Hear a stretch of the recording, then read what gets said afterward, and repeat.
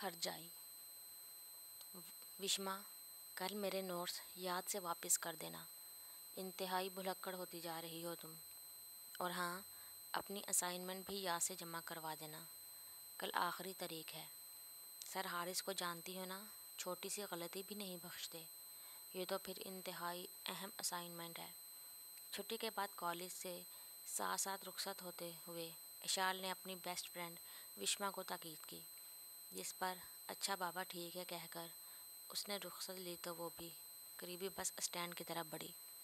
इशाल, किसी की पुकार पर उसके कदम थम से गए थे। वही भारी मर्दाना सहर करती तारी करती आवाज़, जिसकी गर्दिश वो अपनी समाज से हमेशा हमेशा के लिए मिटा देना चाहती थी।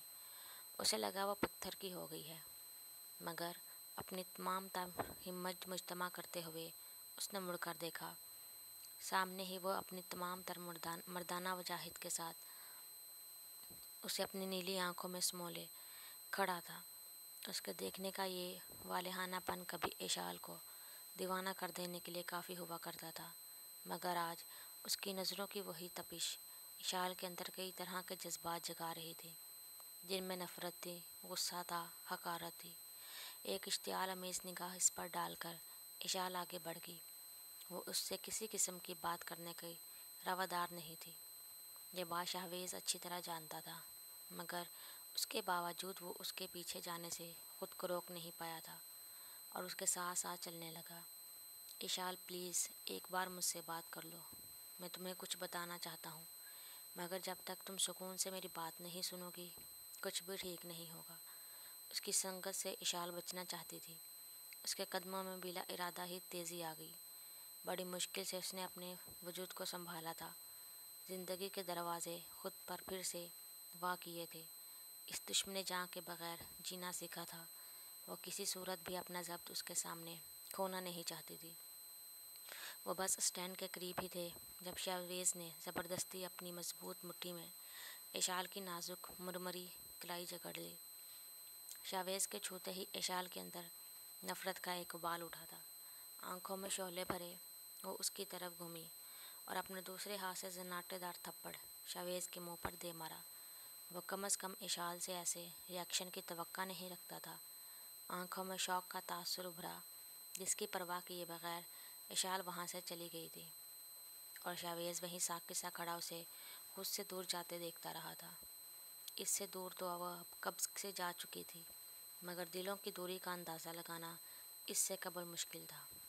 वह कल्फ लगे सफ़ेद शलवार सूट में मलबूस, शाने पर तमकनत से स्याह चादर डाले हुए था।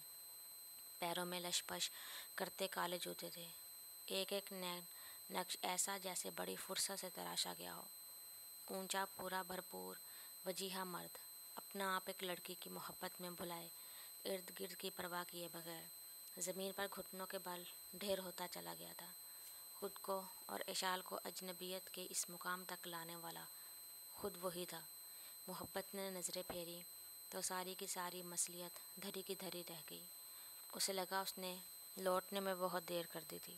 वक्त दोना ने शायद उसका नाकाबिले तलाफ़ी नुकसान कर दिया था। शाम से रात हो चुकी थी और वह ताहाल ख़ुद को कमरे में मुकफ़ल किए बुत बनी बैठी थी। इसकी आंखों में आज एक भी आंसू नहीं था। इशाल ने उसे हरजाई के लिए अब आंसू बहाए थे। अब तो जैसे आंखों की नमी भी साथ छोड़ गई थी। अब बस उसके अंदर एक आग थी, एक ना बुझने वाली आग के भांबड़ उसके वजूद में उठते उसके दिल की बस्ती उजाड़ रहे थे। दिल का आशियाना तो वो एक बार पहले भी अपने हाथों से उजाड़ गया था, फिर अब क्यों इतने अरसे बाद वो लौट कर आया था। वो खुश थी या नहीं, मगर वो इसकी कोशा नशीनी की ज़िंदगी से मुतमईन ज़रूर थी, क्योंकि आज वो शख्स उसके सामने आकर इसके सुकून में खलल डालकर अपने रास्तों पर वापस लौट गया था। अगर लौटना ही था तो फिर वो आया ही क्यों था। कई तरह के सवाल भाप की तरह उठते हुए हवा में तहलील हो रहे थे, क्योंकि किसी भी बात का जवाब इशाल के पास नहीं था, और जिसके पास जवाब था वो किसी सूरत उससे मुखातिब होने की रवादार नहीं थी। इशाल की बर्बादी का ज़िम्मेदार सिर्फ़ एक शख्स था, शाहवेज़, और वो उसे कभी मुआफ़ नहीं कर सकती थी। بس اسی ایک نتیجے پر پہنچتے ہوئے اس نے زندگی کی آنکھوں میں آنکھیں ڈال کر دیکھنے کی جرت اپنے اندر پیدا کی۔ ایک لمبا سا بات لے کر تر و تازہ ہوا کھانے ٹیرس پر چلی گئی۔ آنے سے پہلے وہ اپنے لیے ایک کپ کافی بنانا ہرگز نہیں بھولی تھی۔